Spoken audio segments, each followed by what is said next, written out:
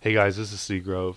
With IEM Katowice going on right now, World Championships, WE just beat the GE Tigers, which is pretty nuts. WE, this team with new subs, but kind of ramping up throughout the tournament, looking really, really good. Actually beats GET, who's supposed to be the best team in the world. And then TSM actually beat WE at the beginning of the tournament, and now is facing WE again in the finals. So it's a really hype match. And people are thinking, is GE Tigers, are GE Tigers still the best team in the world? TSM fans saying we're the best team in the world. We're gonna win this. We're gonna be the best team of all time. Got me thinking, who is the best team of all time? And I don't mean like um, over an extended period of time, but in a era, which team was the most dominant? So if we look at, I'm gonna go region by region and kind of ramp up to the best team of all time. Talk about other great teams. So in North America, you have, yeah, CLG did some good stuff, but really you have C9 and TSM who have really dominated in North America. C9 dominate two LCS splits, but then internationally never get more than quarterfinals at Worlds. Yeah, they win at IEM, but then at this IEM they do really poorly. So kind of lackluster internationally. And then you have TSM. TSM been to all four World Championships, which is awesome, but in terms of like a specific era where they were the best team of all time, never really happened. Season one, you can make some arguments, but they lose. They get third, fourth at season one World Championships, and they dominate two LCS splits, but internationally just pretty weak results. Until this, maybe this is their debut, and they're going to start moving on. We'll see, but I guess we'll have to wait and see. So then we have China. Maybe in China we can look and see for a great team. And there are certainly great teams in China. And like North America, there's a few good teams we can talk about. Yes, Invictus Gaming did some great things early. WE did some great things early. And actually WE now looking really good. But really three names stick out: EDG, OMG, and Royal Club. Royal Club goes to two World Championship finals, do really well at the World Championships, but end up getting bodied in both finals. And domestically, don't have very weak results domestically for a team that gets to the finals twice in a row. And then on the other end of the spectrum, you have EDG. EDG wins two LPL splits, but internationally looks pretty weak. Then we have OMG, and OMG is somewhere in between. Yeah, they won an LPL, but they got third, fourth at Worlds, but never really dominant at home. Never really, well, LPL split, winning LPL split, yes, that's dominant, but not as dominant as EDG at home. Not as dominant as Royal Club in international events. So then we go to Europe. In Europe, yes, you have SK who's done some good things. You have CLG, EU, Evil Geniuses, Alliance, that group that's done some good things. But you have two teams who really stand out: Gambit and Fnatic. And when Gambit explodes onto the scene in 2012, Season 2, just looking amazing, win a bunch of IEMs, I think 4 or 5 in that time as Moscow 5, where they were really, really dominant, a top team. And a lot of people say they're the best team in the world. I agree. I think they were, for a period, the best team in the world.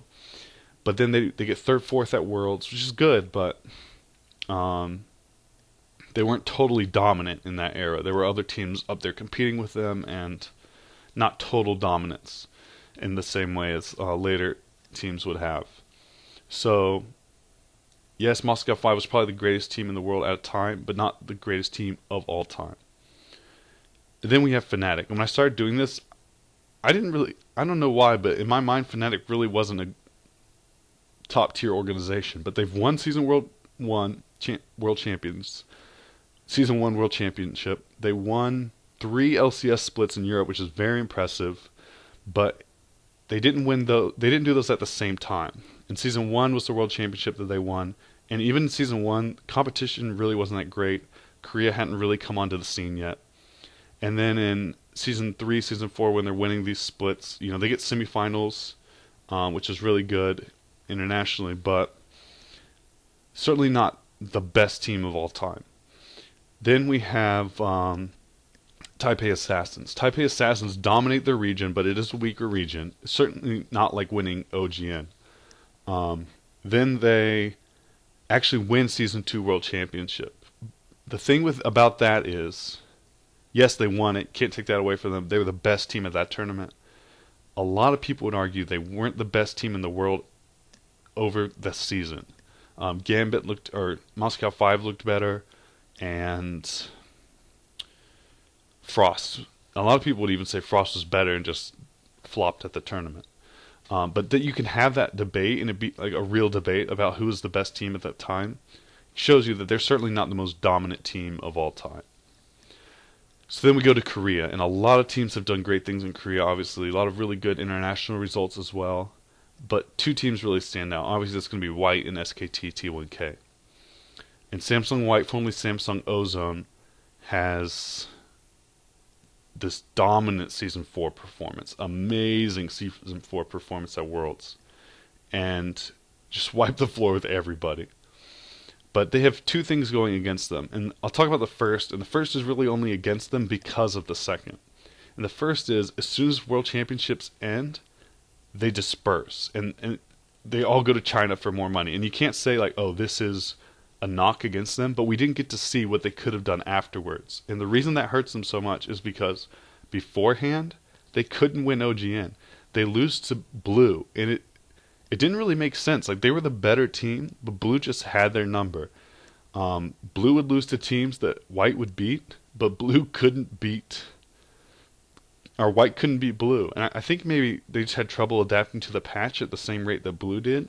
And that's why at Worlds they had longer to practice on this patch. They just absolutely dominated. But they lose that OGN season going into Worlds. And they won earlier as Ozone, but I can't give them the greatest team of all time because, ironically, because of their sister team who was able to beat them in the OGN before they won Worlds. So the greatest team of all time has to be SKT T1K. SKT T1K, originally, they come into the scene as SKT T12 and dominate, not right away, like as soon as their first season was, they come in December 2012, so spring 2013, they're playing in Champions. They get third place, which is very good because they lose to Ozone, who goes on to win it, which becomes White later. But they lose to Ozone. In third place match, they 3-0, which is very good. So they get third place in their first OGN split. It's very impressive.